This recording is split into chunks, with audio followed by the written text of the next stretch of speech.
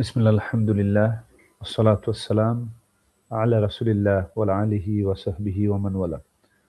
আল্লাহুম্মা আল্লিমনা মা ইয়ানফাউনা ওয়ানফা'না বিমা আল্লামতানা ওয়া জিদনা ইলমা। আশা করি সকলেই আল্লাহ তাআলার রহমতে ভালো আছেন। আগের সপ্তাহে আমরা জেনেছি যে কিছু মানুষ আছে যারা আলেমদের বিরোধিতা করেন এবং সেখানে বলা ছিল যে ৩ শ্রেণীর মানুষ কেবল আলেমদের বিরোধিতা করেন। কারা তারা? এখানে নিফাকি তার স্পষ্ট এবং নিফাকি বলতে এখানে কি বোঝানো হয়েছে? মুনাফিকের যে লক্ষণগুলো আছে জি, সেগুলো নিফাক তার মধ্যে আছে। মানে মুখে একটা, ব্যাপার। অন্তরে আরেকটা এবং যখন কথা বলে মিথ্যা বলে। মোট কথা সে স্কলারদের বাহ্যিকভাবে সে পিছনে তাদের শত্রুতা করে, পিছন দিয়ে তাদের বিরোধিতা করে। আরেক শ্রেণী হলো যারা আরেক শ্রেণী কে? যারা আলেমদের বিরোধিতা করে। যে আলেমগণ হুম, যখন তাদের পাপাচারের ব্যাপারে তাদেরকে সতর্ক করেন, তখন তারা এটাকে মানে তাদের প্রতিবন্ধকতা হিসাবে দেখে যে তাদের কাজের মধ্যে কেউ বাধা দিচ্ছে। এবং এটাই ঘটতেছে যুগ, যুগ ধরে। এই জিনিসটাই যুগ, যুগ ধরে আমরা আলেমদের জীবনের দিকে যদি আমরা তাকাই, আমরা দেখতে পাই যে আলেমগণ সমাজের বিভিন্ন অন্যায়, অবিচার অথবা ভুল-ভ্রান্তির ব্যাপারে তারা কথা বলেছেন।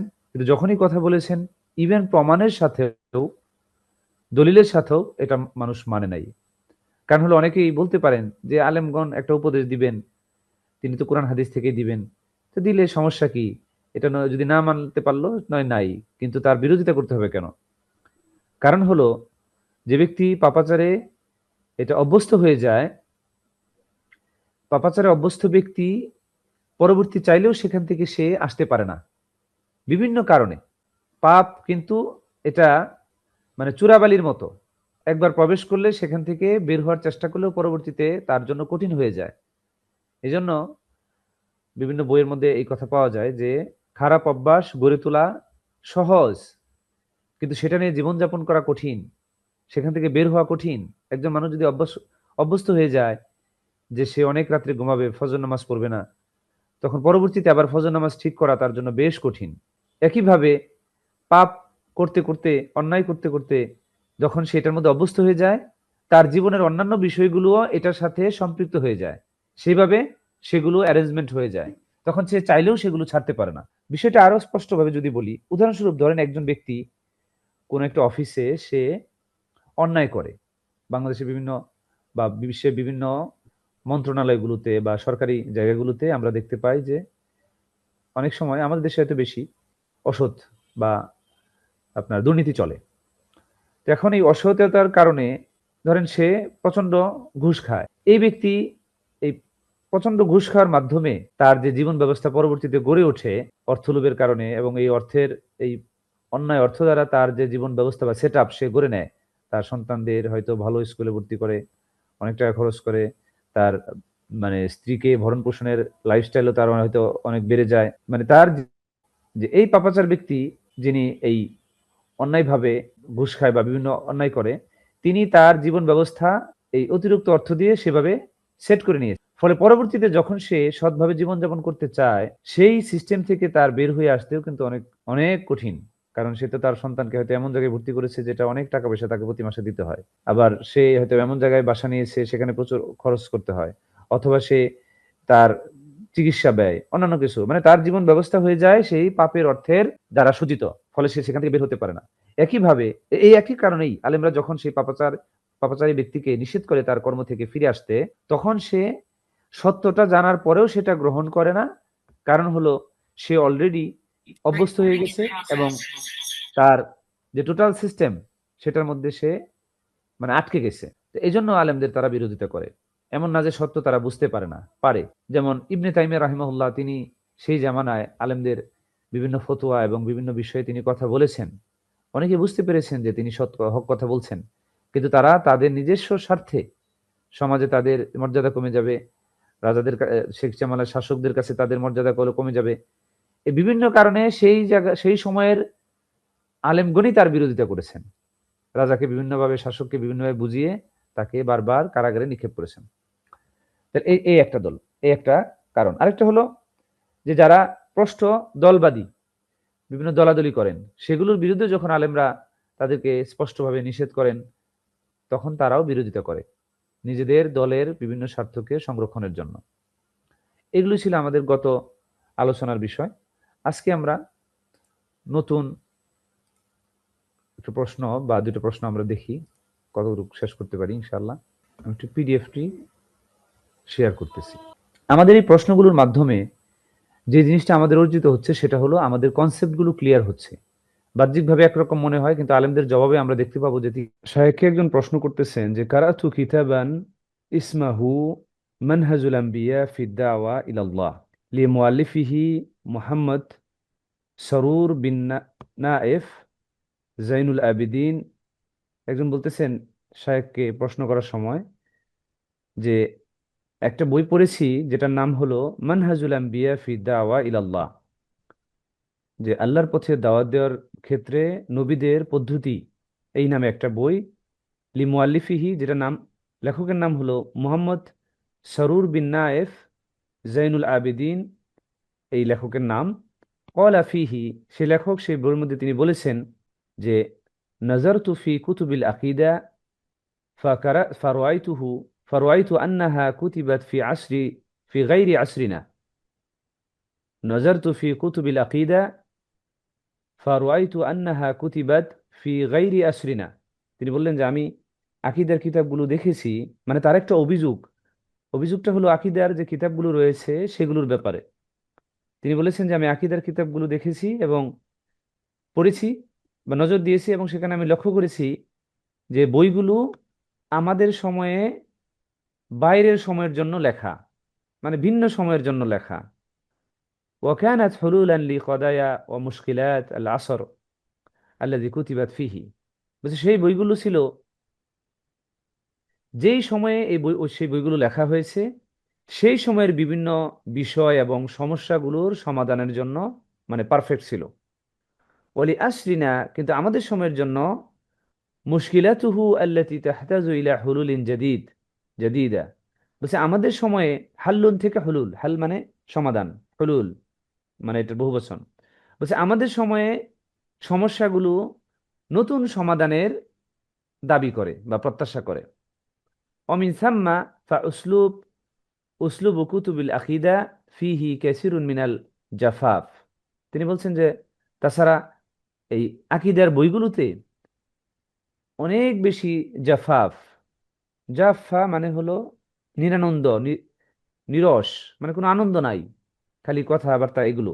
তিনি বলতেছেন যে নিরস বা জড়তা রয়েছে, কোনো আনন্দ নাই, এই ধরনের নিরল, মানে রসহীন একটা বই। লিআন্নাহু নুসুসুন ও আহকামুন, কারণ সেই বইগুলোতে শুধু রয়েছে নুসুস এবং আহকাম, কোরআন এবং হাদিস দিয়েই সেই বইগুলো শুধু। ওয়ালিহাযা আ'রাদা মুআযাম আশ-শাবাব আনহা ওয়া জাহাদু বিহা। তিনি বলতেছেন যে এই কারণেই এই বইগুলোতে যেহেতু নিরস, কোনো রস নাই, ওরকম আনন্দ দিয়ে লেখা হয় না, ফলে অধিকাংশ যুবকই সেগুলো থেকে বিরত থাকে এবং এগুলোর ব্যাপারে উদাসীন। আ'রাদা আন মানে সেগুলো থেকে মুখ ফিরিয়ে নেওয়া, ওয়া জাহাদু বিহা মানে সেগুলো থেকে উদাসীন থাকা। দেখেন এই প্রশ্নটা যিনি করেছেন, আগে আমরা প্রশ্নটা বোঝার চেষ্টা করি। প্রশ্নটার মানে হলো যে তিনি বলতে চাচ্ছেন যে এখনকার সময়ে আকীদাগত যে সমস্যাগুলো সেগুলোর সমাধানের জন্য নতুন পদ্ধতি প্রয়োজন। আর যে বইগুলো আমাদের কাছে আছে পূর্বেকার আলেমদের সালাফদের আকীদা বিষয়ে, সেই বইগুলোর সমস্যা, যেই সমস্যার আলোকে লেখা হয়েছে সেগুলো হলো পূর্বেকার জামানার সমস্যা। তো ফলে ওই বইগুলো দিয়ে এখনকার জামানার সমস্যা সমাধানের জন্য এটা উপযুক্ত নয় সেই বইগুলো।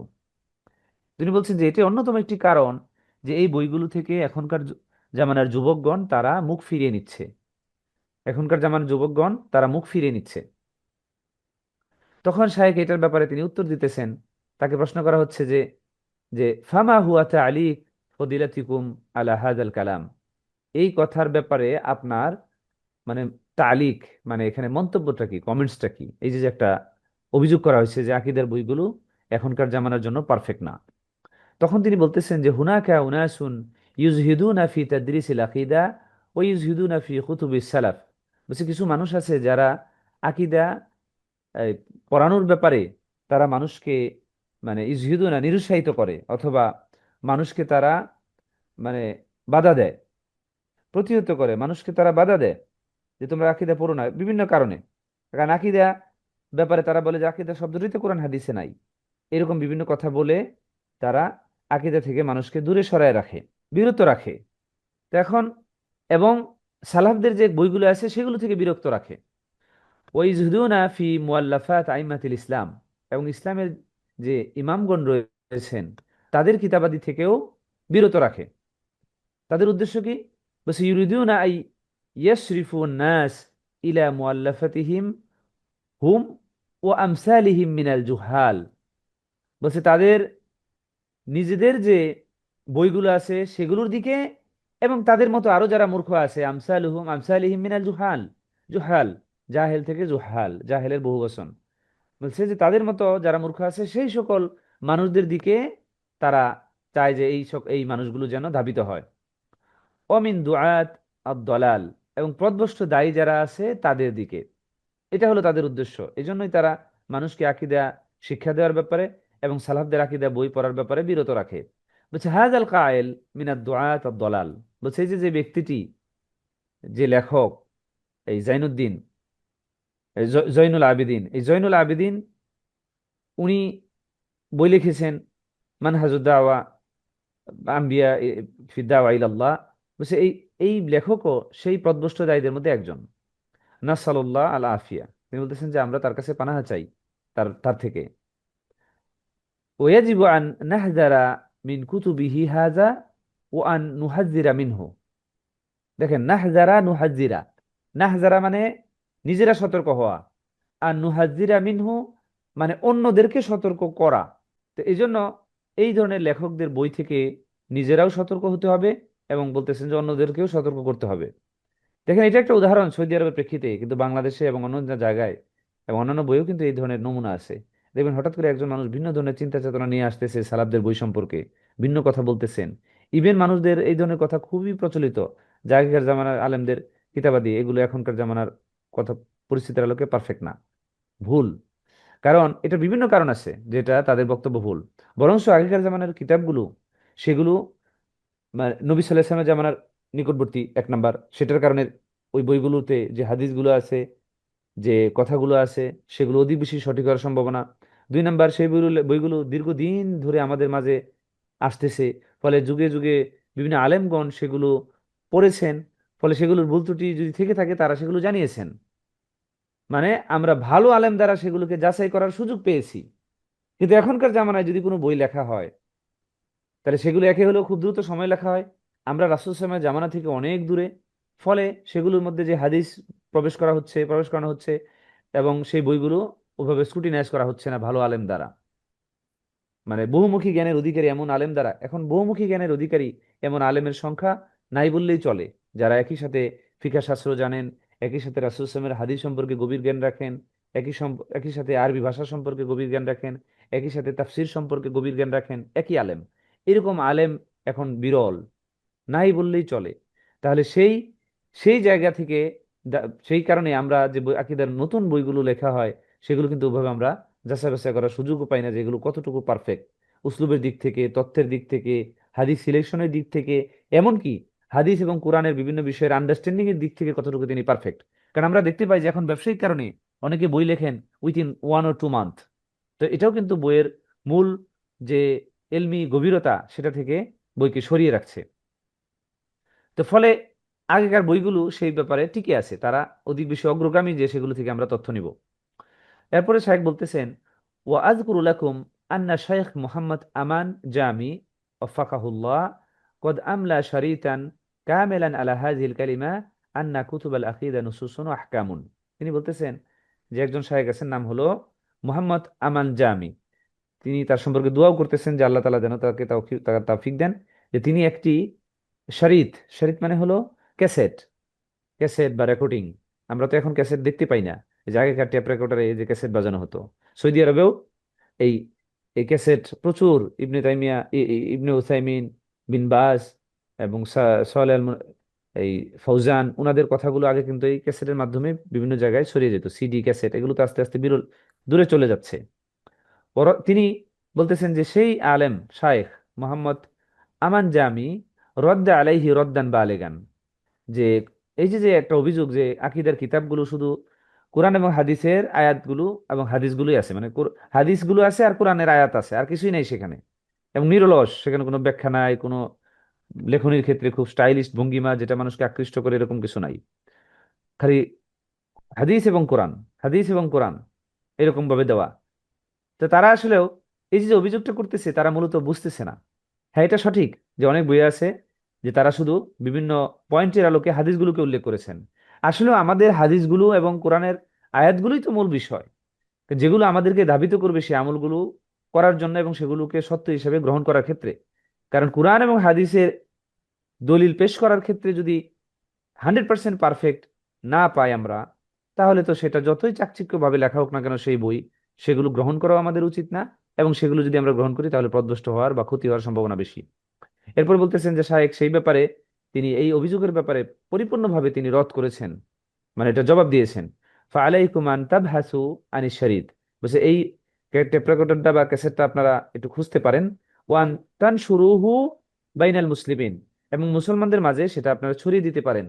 এই অভিযোগটার ব্যাপারে যেন মুসলমানরা সতর্ক হয়ে যায়, উত্তরটা যথাযথভাবে যেন জানতে পারে।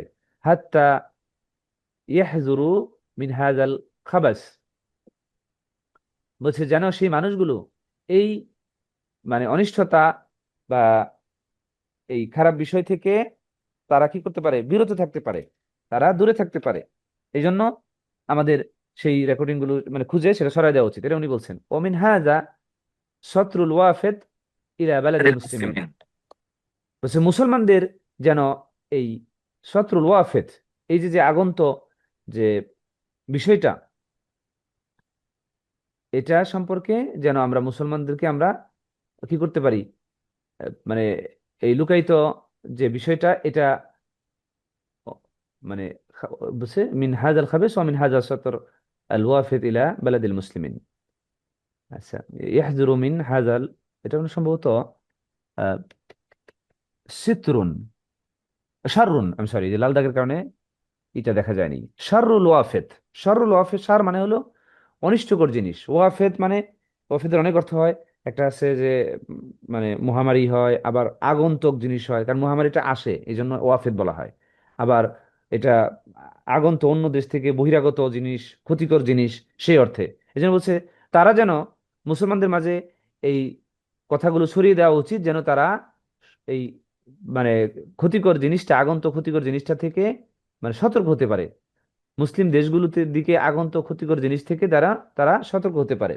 মুসলিম দেশগুলোর দিকে আগন্ত জিনিস, ক্ষতিকর জিনিস মানে কি, মানে হলো যে সেই আকীদার ব্যাপারে এই যে যে ভিন্ন স্টাইল নিয়ে আসতে হবে, ভিন্ন চিন্তা চেতনায় মানুষকে উপস্থাপন করতে হবে, এই কথাগুলো মূলত আসে ইউরোপ কান্ট্রির বিভিন্ন মানে দায়ী তাদের থেকে। কারণ তারা সেখানে এক ভিন্ন পরিবেশ দেখে, ফলে তারা মনে করে যে মানে ওই যে আপনার কি বলে ওটাকে, ফিলোসফিক্যাল দৃষ্টিকোণ থেকে বিভিন্ন ব্যাখ্যা বিশ্লেষণ প্রশ্নের সম্মুখীন যখন তারা হয়, তখন তারা মনে করে যে আমাদের যে সালাফদের যে আকীদার বইগুলো আছে সেগুলো যথেষ্ট নয় সেই সকল প্রশ্নের জবাব দেওয়ার জন্য। অ্যাকচুয়ালি যথেষ্ট, কিন্তু তারা হয়তোবা সে ব্যাপারে তাদের পড়াশোনা অত গভীরে যায়নি এখনো। তারপরে শেখ বলতেছে যে নাম হাদা শরীত কয়িম জিদ্দান, বলছে এই রেকর্ডিংটা অত্যন্ত গুরুত্বপূর্ণ। এই যে যে এই লেখকের কথা বললেন, কারণ তিনি ব্যাপকভাবে জবাব দিয়েছেন কোরআন হাদিসের বিভিন্ন দলিল দ্বারা।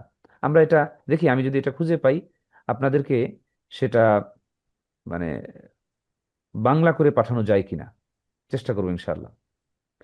ও জাযাহুল্লাহু খাইরান শেখনা শেখ মোহাম্মদ আমান জামি, তিনি বারবার তাকে ধন্যবাদ দিচ্ছেন এবং জাযাকাল্লাহ খায়ের বলছেন। ও নাসারা বিহি আল ইসলাম আল মুসলিমিন, আল্লাহ তাআলা যেন তাকে দ্বারা ইসলামের এবং মুসলমানদের মানে বিজয় দান করেন।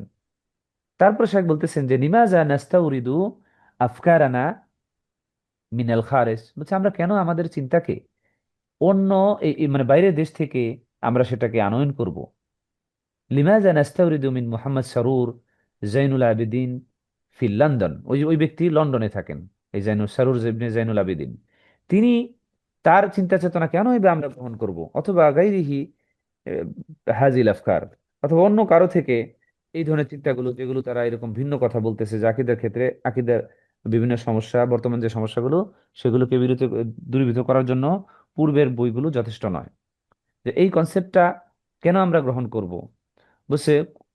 যে লিমাজা নারজিউ ইলা লা নারজিউ ইলা আল কুতুব আল্লাতি বাইনা আইদিনা মিন কুতুবিস সালাফ আস-সালেহ, বলছে কেন আমরা আমাদের হাতের মাঝে আমাদের কাছে যে সালাফ সালেহ সালাফ সালেহদের সালেহিনদের যে রয়েছে, কিতাবগুলো রয়েছে, আমরা কেন সেগুলোর দিকে ফিরে যাই না? ওয়া কুতুবুল উলামা তাওহীদ আল্লাতি সাদারাত আনিল উলামা, এবং আলেমদের থেকে যে আকীদার বইগুলো তারা লিখেছেন, উদ্বুদ্ধ হয়েছে, সেগুলোর দিকে আমরা কেন ফিরে যাই না?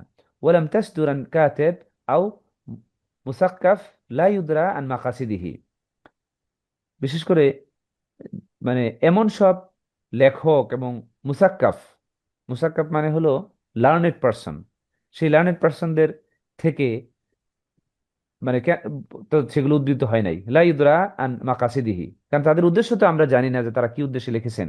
বলছে সেই জায়গা থেকে, সেই মানে এই যে আলেমদের বইগুলো থেকে আমাদের কেন আমরা যাই না? সেই বইগুলো তো ওই যে এমন মানুষদের থেকে উদ্বুদ্ধ হয় নাই যাদের উদ্দেশ্য সম্পর্কে আমরা জানি না, বরং সালাফ সালে সালাফ সালেহিনদের সালফে সালেহিনদের যে কিতাবাদি সেগুলো তারা লিখেছেন, কি উদ্দেশ্যে লিখেছেন, মানুষের কল্যাণার্থে তারা কিরকম প্রচেষ্টা ব্যয় করেছেন, যুগে যুগে সেগুলোর ব্যাপারে আলেমগণ স্ক্রুটিনাইজ করে সেগুলো যদি ভুল ত্রুটি থেকে থাকে সেগুলো আমাদেরকে জানিয়েছেন, ফলে সেই সকল কিতাব সম্পর্কে আমাদের জানা আছে। কিন্তু বর্তমানে যারা লিখছেন তাদের ব্যাপারে তো আমরা জানি না, তাহলে কেন আমরা তাদের দিকে ফিরে যাব? আমরা কেন আলেমদের বইয়ের দিকে ফিরে যাই না? ওয়ালা ইউদরা আইদান আন মিকদার ইলমিহি, এবং বর্তমানে যারা লিখতেছেন আকীদার বিভিন্ন বিষয়ে, বিশেষ করে ভিন্ন চিন্তার আলোকে, তাদের এলমের গভীরতা সম্পর্কেও তো জানা যায় না। লা ইউদরা মানে হলো জানা যায় না, অবগত হওয়া যায় না। বলছে আর রজুল মোহাম্মদ সরুর বিকালামিহি হাযা ইউদাল্লিলু আশ-শাবাব, বলছে মোহাম্মদ সরুর তার বইয়ের মধ্যে এই যে যে কথা লিখছেন যে আকীদার বইগুলো নিরলস এবং এখানে শুধু হাদিস এবং কোরআনের আয়াতই আছে আর কিছু নাই, বলছে এই কথার দ্বারা তিনি আমাদের যুবকদেরকে প্রদ্রষ্ট করছেন। ওয়াসরিফুহুম আন কুতুবিল আকিদা সহিহা, এবং এটার মাধ্যমে তিনি আকীদার যে সঠিক বইগুলো আছে সেখান থেকে বিরত রাখতেছেন। ওয়া কুতুবুস সালাফ, সালাফদের বই থেকে। ওয়াইয়াজিহুহুম ইলা আফকারিন জাদিদা, এবং তাদেরকে নতুন যে চিন্তা সেই দিকে ধাবিত করছেন। ওয়াল কুতুবাল জাদিদা, এবং নতুন কিতাবের দিকে। আল্লাতী তাহমিলু আফকারান মাশবুহাতান, যেই সকল বইগুলো সংশয়পূর্ণ চিন্তা বহন করে চলছে বা ধারণ করছে, সেগুলোর দিকে মূলত ধাবিত করছে। মিন কুতুবিল, বলছে কুতুবুল আকিদা আফাতুহা ইনদা মুহাম্মদ শরীর সুরুরিন, ইনদা মুহাম্মদ সুরুর, ইনদা মুহাম্মাদিন মুহাম্মাদি সুরুরিন এই হবে, অথবা মুহাম্মাদিন সুরুরিন, আন্নাহা নুসুসুন ও আহকামুন। বলছে যে আকীদার কিতাবগুলো, সেটার যে আফাত মানে বিপর্যয় বা অনিষ্ট, যেটা মুহাম্মদ ওই সুরুর সেই ব্যক্তির কাছে, সেটা হলো যে এগুলো শুধুমাত্র নুসুস এবং আহকামের সমষ্টি, কোরআন এবং হাদিসই মাত্র, আর কিছু নাই সেখানে। ফিহা, সে বলতেছেন যে ফিহা কলা কল আল্লাহু ও কলা রাসূলুহু, বলছে ওই কিতাবগুলোতে শুধু আছে কি যে আল্লাহ বলছেন এবং তার রাসূল বলছেন। দেখেন এটা তার কাছে মনে হইতেছে যে একটা নেগেটিভ জিনিস, অথচ এটাই তো হওয়া উচিত মেন জিনিস, যে একটা কিতাবের মধ্যে আল্লাহ কি বলছেন এবং তার রাসূল কি বলছেন, শুধু এই কথাটাই আছে। কারণ আমরা তো আল্লাহ কি বলেছেন রাসূল কি বলেছেন এটার ব্যাপারেই আদিষ্ট যে আমরা এগুলো মেনে চলবো। তারপর বলছেন যে ওহুয়া ইউরিদু আফকার ফুলান এবং ফুলান, তাহলে এখানে মোহাম্মদ সুরুর যেটা চাইছেন যে সেখানে শুধু রাসূলের কথা এবং আল্লাহর কথা এটা ছাড়া অন্য মানুষের চিন্তা চেতনা ব্যাখ্যা বিশ্লেষণ যদি থাকতো আরো ভালো হতো। দেখেন, লা ইউরিদু নুসুসান ওয়া আহকামান, তিনি নুসুস এবং আহকাম কোরআন এবং হাদিসে শুধু চান না, আর অন্য মানুষের চিন্তা চেতনা ব্যাখ্যা বিশ্লেষণও তিনি প্রত্যাশা করতেছেন। এবার শায়েখ বলতেছেন যে এটা একটা শয়তানি কাজ। ফালাইকুম আন তাহজুরু মিন হাযিহি দাসায়েস আল বাতিলা, দাসায়েস মানে হলো এটা একটা আপনার বিরাট ধরনের সংশয়পূর্ণ জিনিস, ষড়যন্ত্র চক্রান্ত, দাসিসা থেকে দসায়েস, বলছে এটা একটা এই বাতিল ষড়যন্ত্র, এই এই ধরনের চিন্তা যে কোরআনের আয়াত এবং হাদিসই শুধু থাকবে আর কিছু থাকবে না, এটা কেমন, অন্যগুলো তো থাকা উচিত। বলছে এটা একটা ষড়যন্ত্র মানুষকে ভিন্ন পথে পরিচালিত করার, বরঞ্চ বইয়ের মধ্যে কোরআন এবং হাদিসই তো থাকবে।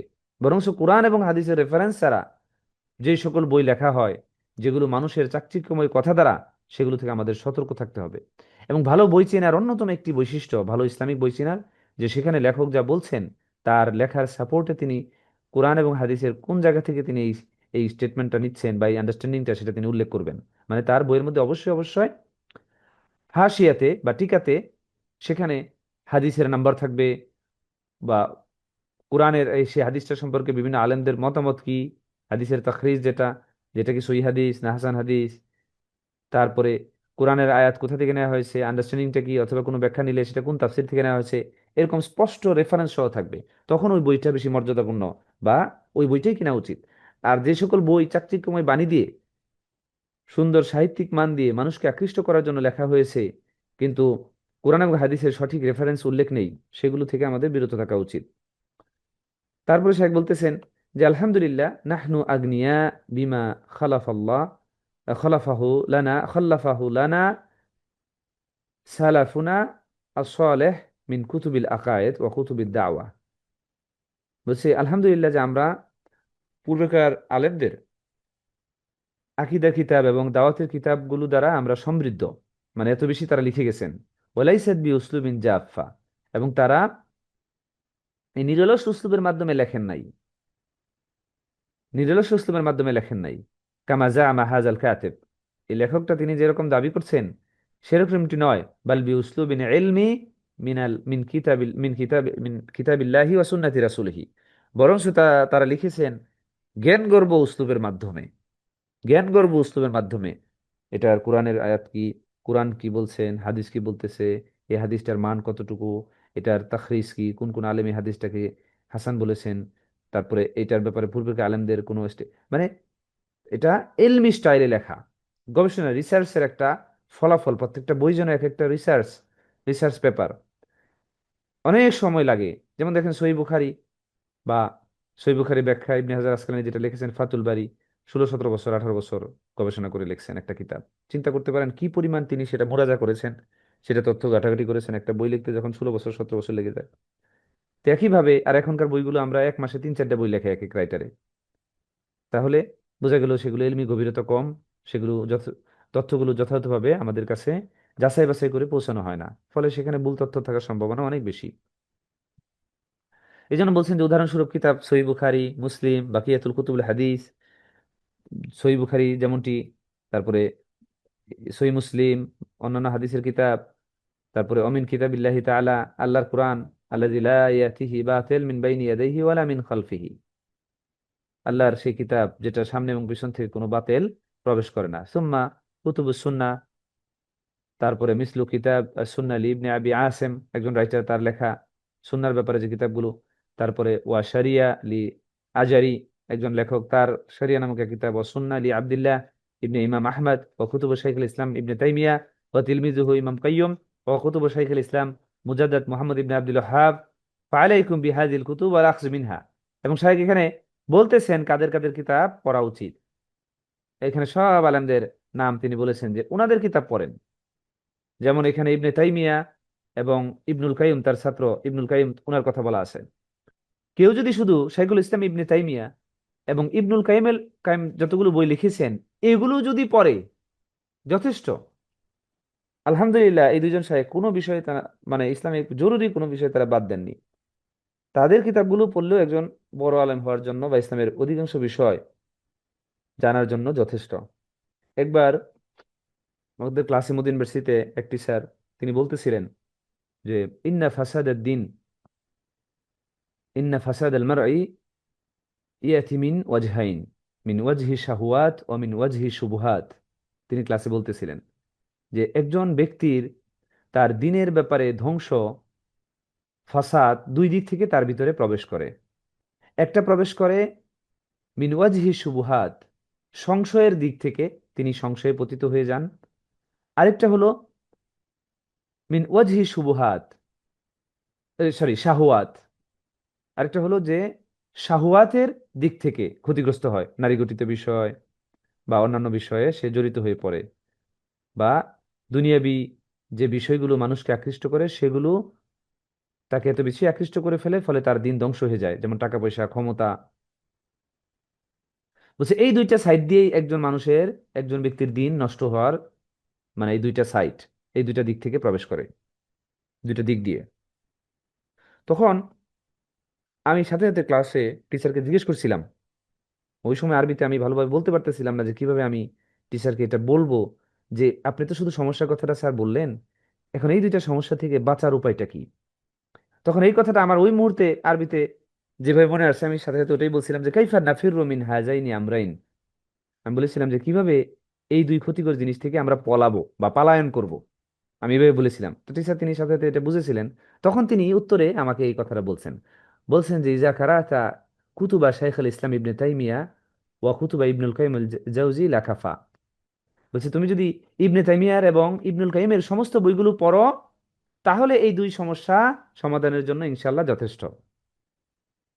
কারণ তাদের সমস্ত কথাবার্তার দিকেই এই শুবহাত, সংশয় এবং শাহওয়াত, মানুষকে দুনিয়া আকৃষ্ট করি বিষয়গুলো থেকে দূরে রাখা, তাজকিয়া, এগুলোর ব্যাপারেই লেখা। মানে কোরআন এবং হাদিসের বাইরে যেন তারা কিছুই লেখেন নাই, বিষয়টা এমন। তো এই জন্য আমি একইভাবে আপনাদেরকে স্মরণ করিয়ে দিব যে এই দুই আলেমের বই রাহিমাহুমুল্লাহ জামিয়ান যখনই আপনারা কোথাও পাবেন, সেটা যদি ইংরেজি ট্রান্সলেশন হয় বা বাংলায়, আপনারা কিনতে পারেন। কারণ ওনাদের বই অনেক জ্ঞানগর্ভ। তবে একটু যাচাই বাছাই করে কিনবেন। ট্রান্সলেশনের ক্ষেত্রে যারা অনুবাদ করেছে তারা শায়েখের মেইন বইটাকে ওভাবে রেফারেন্স দিয়েছেন কিনা, যে শায়েখ যেখান যেখান দিয়ে হাদিস নিয়েছেন, কোরআনের আয়াত নিয়েছেন ইত্যাদি, ওনাদের বইয়ের লিস্টও পাওয়া যায়। শাইখুল ইসলাম ইবনে তাইমিয়ার বইয়ের সংখ্যা প্রায় 1000-এরও বেশি। সুবহানাল্লাহ, 1000-এরও বেশি বই ওনার। ওনার ছাত্ররা তাদের কিতাবাদিতে এগুলো উল্লেখ করেছেন। ওনার একটা জীবনী আছে, সেই জীবনীতে, যেটা দারুস সালাম থেকে প্রকাশিত বই, সেখানে এটা উল্লেখ আছে যে ওনার একজন ছাত্র, বিশেষ করে ইবনুল কাইয়ুম, উনিও বলেছেন আরেকজন ছাত্র ওনার বইয়ের ব্যাপারে যে 1000-এর সংখ্যা বেশি। এবং ওনার সবগুলো অনেক বই পাওয়া যায় না।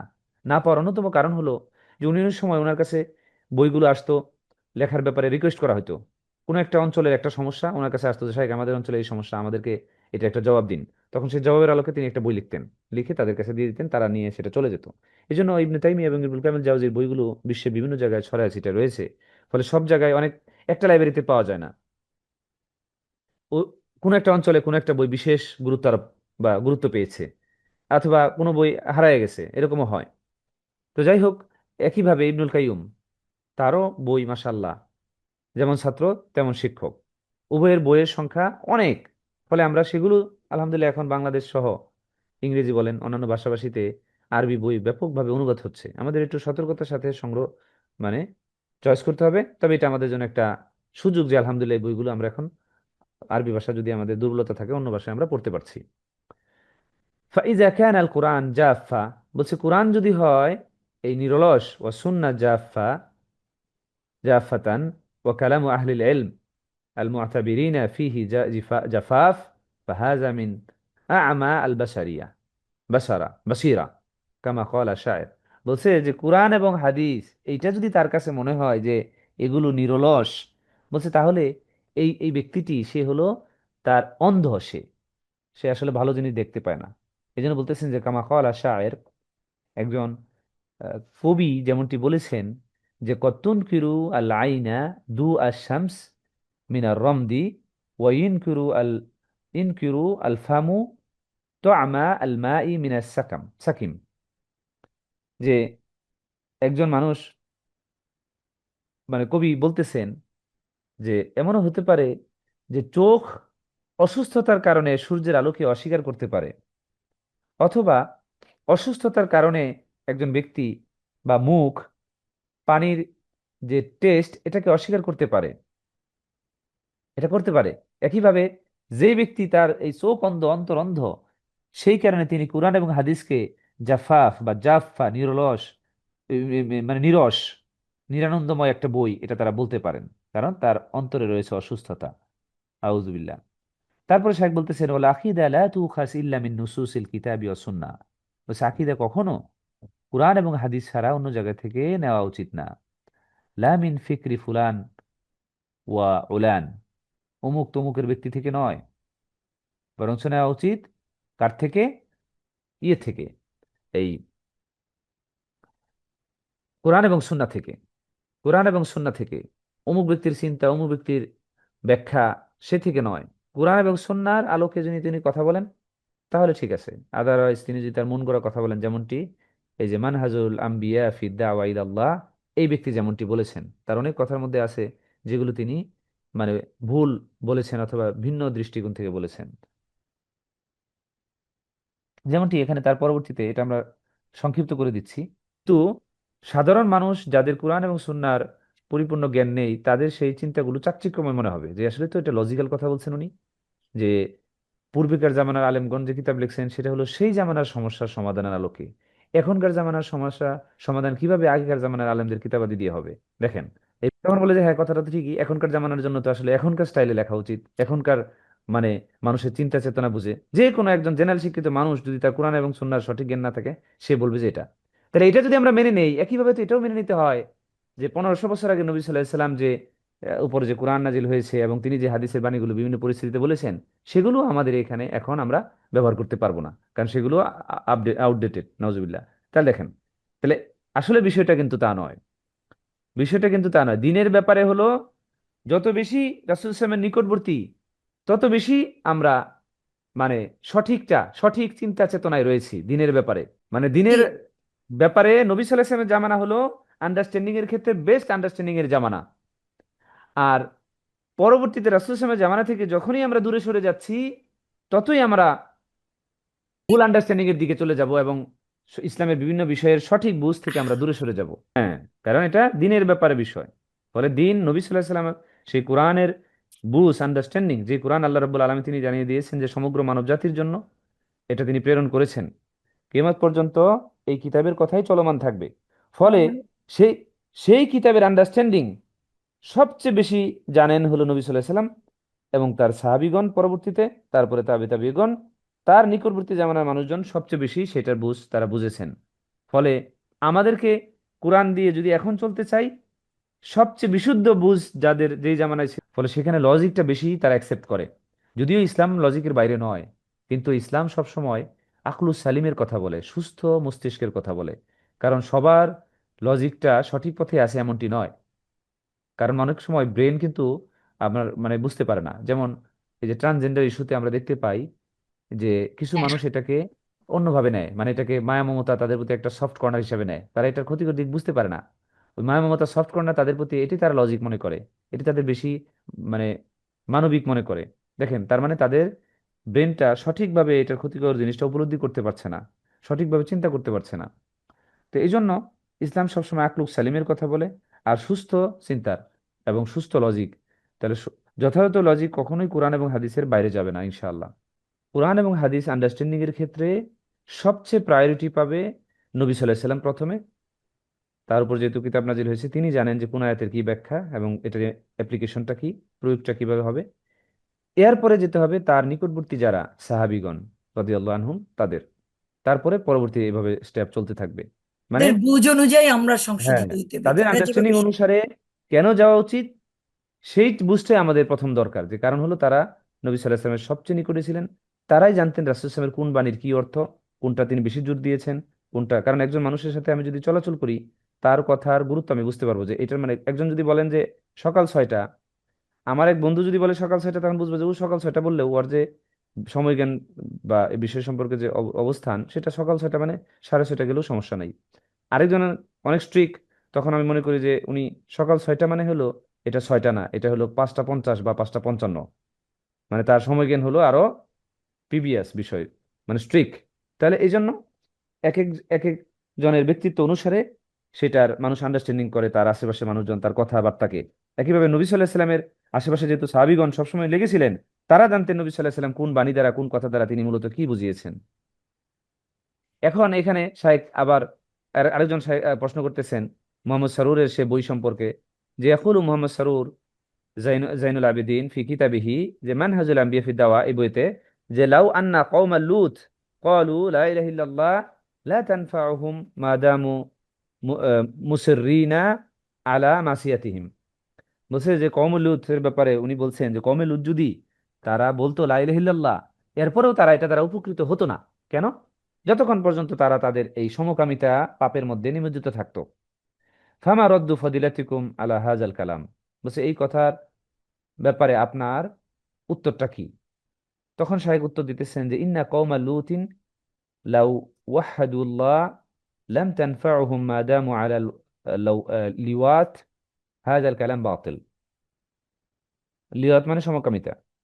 বলছে কওমে লূত যদি আল্লাহকে স্বীকার করতেন এবং এটা তাদের খুব উপকারে আসতো না যতক্ষণ না পর্যন্ত তারা এই সমকামিতার মধ্যে লিপ্ত থাকতো, বলছে এই কথাটা সঠিক নয়। লিয়ান্না লিওয়াত লা শাক্কা আন্নাহু জারিমা, বলছে এই সমকামিতা নিঃসন্দেহে এটা বড় অপরাধ। আন্নাহু কাবীরা মিন কাবাইরিজ যুনুব, বলছে এটা এই বড় একটি পাপাচার, বড় একটি পাপাচার নিঃসন্দেহে। ওয়ালাকিন লা ইয়াসিলু ইলা হাদ্দিল কুফর, কিন্তু এটা তাকে কি করে না, এই কুফরি পর্যায়ে এটা যায় না। যে এটা এমন না, এমন পাপ না যে পাপটা তাকে কুফরি পর্যায়ে নিয়ে যায়, মানে ইসলাম থেকে বের করে দেয়, এমনটি না। কারণ এখানে শায়খ একটা উদাহরণ দিছেন যে ফামান তাবা ইলাল্লাহি মিনাশ শিরকি, যে ব্যক্তি শিরিক থেকে তওবা করলো, ওয়ালাম ইয়াকাউ মিনহু শিরক, এরপরে তার তার মধ্যে এই আর সে আর পরবর্তীতে আর শিরক করলো না। ওয়ালাকিন ওয়াকা মিনহু জারিমা আল-লিওয়াত হাযা ইউতাবার ক্বাদ ইরতাকাবা কাবীরা মিন কাবাইরিজ যুনুব ওয়ালাকিন্নাহু লা ইয়াকফুর, যে যে ব্যক্তি শিরিক থেকে তওবা করলো এরপরে আর শিরিক করলো না, কিন্তু সে এই সমকামিতা তার দ্বারা ঘটলো, এটার মধ্যে সে পতিত হলো, তখন এটাকে বড় একটা কবিরা গুনাহ সে করেছে, এটা ধরা হবে, কিন্তু সে মানে কাফের হয়ে যাবে না। ফালাউ আন্না কওমা লূত ওয়াহাদুল্লাহ ওয়া আবিদু আল্লাহ ওয়াহদাহু লা শারীকা লাহু ওয়ালাকিন বাকাউ আলা জারিমা আল্লাওয়াত লাকানু ফাসকাতান মুরতাকিবিনা কাবীরা মিন কাবাইরিজ যুনুব। এটা হলো ফিসাকাতুন, ফিসাকাতুন মানে হলো ফাসেকের জমা। বলছে যদি এমন হতো যে তারা আল্লাহকে স্বীকার করছে এবং আল্লাহর ইবাদত করে, তার সাথে কোনো কিছু শরিক করে না, কিন্তু তাদের এই সমকামিতার মধ্যে তারা লিপ্ত আছে, তাহলে এটা বড় ধরনের একটা অপরাধী, কবিরা গুনাহ, কিন্তু এটা এমন অপরাধ না যে তারা একদম কাফের হয়ে যাবে। বলছে ইউআকিবুহুমুল্লাহ আলাইহা ইম্মা ফিদ দুনিয়া ইম্মা ফিল আখিরাহ, তাদের এই শাস্তি আল্লাহ তাআলা দুনিয়াতে দিবেন, অথবা আও ইয়াফু আনহুম, অথবা ক্ষমাও করে দিতে পারেন।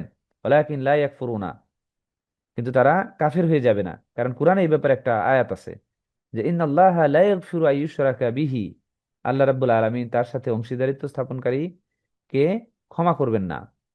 ওয়া ইয়াগফিরু মা দুনা যালিকা, এই যে মা দুনা যালিকা লিমান ইয়াশা, অথবা এই শিরিক ছাড়া অন্য যে কোনো গুনাহ যাকে ইচ্ছে তাকে ক্ষমা করতে পারেন।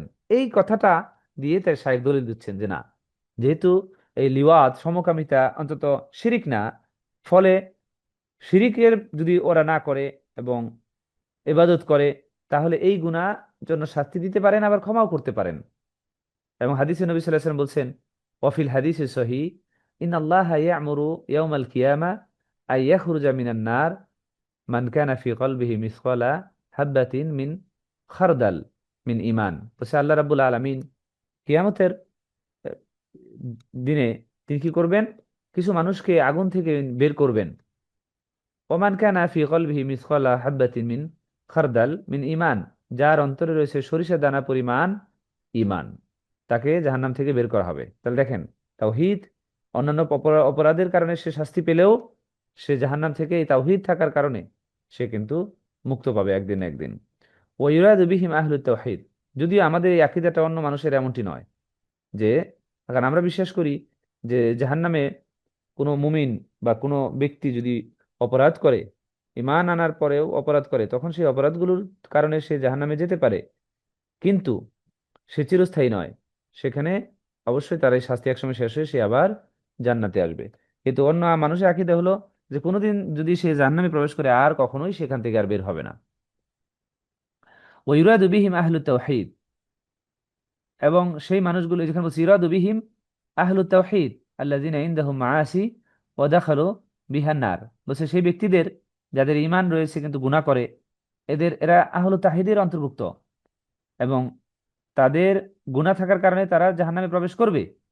ওয়া ইউআযিবুনা সুম্মা ইউখরাজুন মিনান নার বিতাওহীদিহিম ওয়া আকীদাতিহিম, যে তারা তাদের পাপের কারণে শাস্তি পাবেন, কিন্তু তাদের তাওহীদের কারণে এবং আকীদার কারণে তারা এখান থেকে আবার ইউখরাজুন, তাদেরকে বের করা হবে। ফাল মুওয়াহহিদ ওয়াইন দাখালান নার লা ইউখাল্লাদ ফিহা, যে ব্যক্তি আল্লাহকে স্বীকার করেছে সেই ব্যক্তি যদিও আগুনে প্রবেশ করে, কিন্তু সেখানে সে চিরস্থায়ী হবে না। ওয়াকাদ ইয়াফুল্লাহ আনহু ওয়ালা ইয়াদখুলু আন-নার আসলান, যে সে ব্যক্তি আল্লাহ তাআলাকে ক্ষমা করতে পারেন, এমন হতে পারে যে সে তাওহীদের কারণে ক্ষমা পেয়ে যেতে পারেন গুনাহ করা সত্ত্বেও, এটা আল্লাহ তাআলা যদি চান তাহলে। কারণ আল্লাহ বলছেন ইয়াগফিরু মা দুনা যালিকা লিমান ইয়াশা, শিরক করা ব্যতিরেকে অন্য যে কোনো গুনাহ যাকে ইচ্ছা তাকে তিনি ক্ষমা করতে পারেন। ফাহাদিহিল কালিমা কালিমাতুল জাহাল, তাহলে যে ব্যক্তি বলছে এই যে যে কওমে লূত তারা যদি আল্লাহকে স্বীকারও করে, যতক্ষণ পর্যন্ত এই সমকামিতার মধ্যে থাকবে, এটা তাদের কোনো উপকারিতা করবে না। এই আল্লাহকে স্বীকার করাটা বলছে উপকার করবে না, এসে এটা হলো কালিমাতুল জাহেল, এটা মূর্খদের কথা। ওহিয়া আহসান মা নাহমিলুহু আলাইহা, বলছে এইটাই হলো, আমরা সবচেয়ে ভালোভাবে বলতে পারি যে এটা হলো মূর্খদের কথা। ওয়াহসান মা নাহমিলুহু আলাইহি আল জাহাল, সবচেয়ে ভালো যে বিষয়টা আমরা এদের উপর দিতে পারি সেটা হলো অজ্ঞতা। অজ্ঞতার কারণে মূলত এই কথাটা সে বলেছে। বলছে জাহেল দাউন ও বাইলুন, বলছে এটা একটা মারাত্মক মহামারী, মারাত্মক রোগ। অজ্ঞতা হলো মারাত্মক রোগ, ওয়ালিয়াজুবিল্লাহ। এটা থেকে আমাদেরকে বাঁচতে হবে। ওয়াহাযিহি আফাতুন কাসীরুন মিন দুআতিল ইয়াউম, বলছে এই অজ্ঞতাটাই দিনের ব্যাপারে স্বল্প জ্ঞান কিন্তু দায়ী। এই যে দেখেন বারবার এটাও আসতেছে যে স্বল্প জ্ঞান নিয়ে দাওয়াতি কাজ করলে ইসলার পরিবর্তে ফাসাদি বেশি হয়। এই জন্য ইবনে উসাইমিন তার একটা কিতাব আছে, নাম হলো সাহুয়াতুল ইসলামিয়া, ওখানে তিনি বলেছেন যে অল্প জ্ঞান নিয়ে দাওয়াতি কাজ করলে ইসলার পরিবর্তে ফাসাদি বেশি হবে, সংশোধনের পরিবর্তে ধ্বংস ক্ষতিকর বিষয় বেশি ছড়ায় যাবে। এই জন্য বলছে আল্লাযিন আফাতের, সেটা হলো যে দায়ীদের ভিতরে এটা একটা সমস্যা যে তাদের অল্প জ্ঞান। আল্লাযিন ইয়াদউনা ইলাল্লাহি আলাল জাহাল, যারা অজ্ঞতার মাধ্যমে মানুষকে আল্লাহর দিকে ডাকে।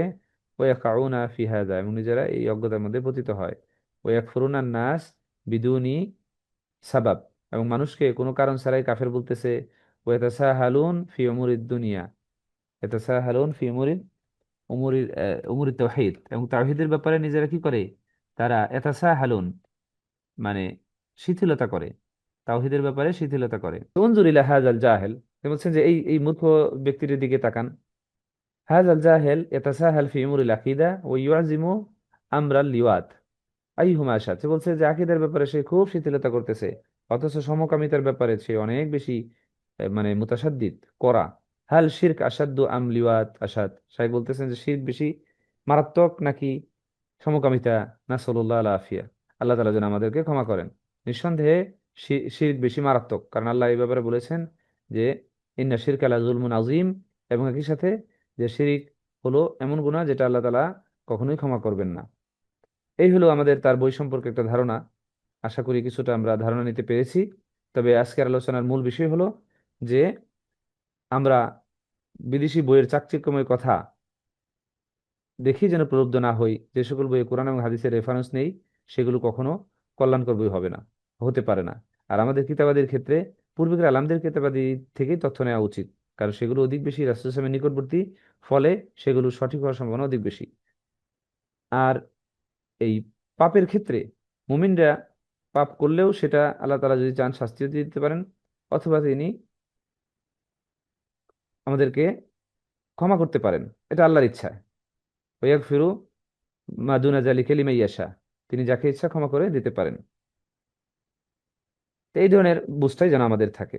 বারাকাল্লাহু ফিকুম। সুবহানাকা আল্লাহুম্মা ওয়া বিহামদিকা আশহাদু আন লা ইলাহা ইল্লা আনতা আস্তাগফিরুকা ওয়া আতুবু ইলাইক। আসসালামু আলাইকুম ওয়া রাহমাতুল্লাহি ওয়া বারাকাতুহু।